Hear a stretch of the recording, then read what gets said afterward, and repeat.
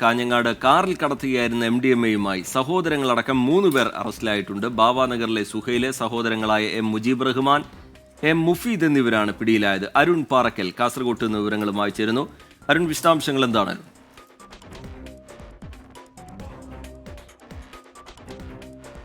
റിജിത്ത്, ഇന്നലെ വൈകിട്ടാണ് ഈ സംഭവം ഉണ്ടായത്. വൈകിട്ട് ഹോസ്ദുർഗ് പോലീസ് നടത്തിയ വാഹന പരിശോധനയ്ക്കിടെ സംശയാസ്പദമായി വന്ന കാറ് പെട്ടെന്ന് പുറകോട്ടെടുക്കുകയായിരുന്നു. തുടർന്ന് 500 മീറ്റർ പുറകോട്ടെടുക്കുകയും ഒരു മതിലിൽ ഇടിക്കുകയും ചെയ്തു.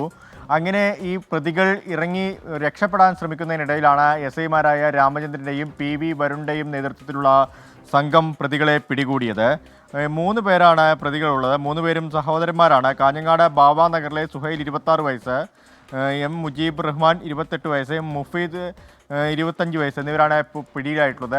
പ്രതികളെ ഇന്ന് തന്നെ കോടതിയിൽ ഹാജരാക്കുമെന്ന് അറിയിച്ചിട്ടുണ്ട്. 3 ഗ്രാം MDMA ആണ് ഇവരുടെ ഈ കൈവശം നിന്ന് പിടിച്ചെടുത്തത്. കാസർഗോഡ് ജില്ലയിൽ പല ഭാഗങ്ങളിൽ നിന്നായി MDMA-യും കഞ്ചാവ് ഉൾപ്പെടെയുള്ള മയക്കുമരുന്നുകളും പിടികൂടുന്നത് വർദ്ധിച്ചു വരികയാണ്. ലഹരി ശൃംഖല കാസർഗോഡ് ജില്ലയിലും വർദ്ധിച്ചു വരുന്നു എന്നാണ് നമുക്ക് മനസ്സിലാക്കാൻ സാധിക്കുന്നത്. റിജിത്ത്.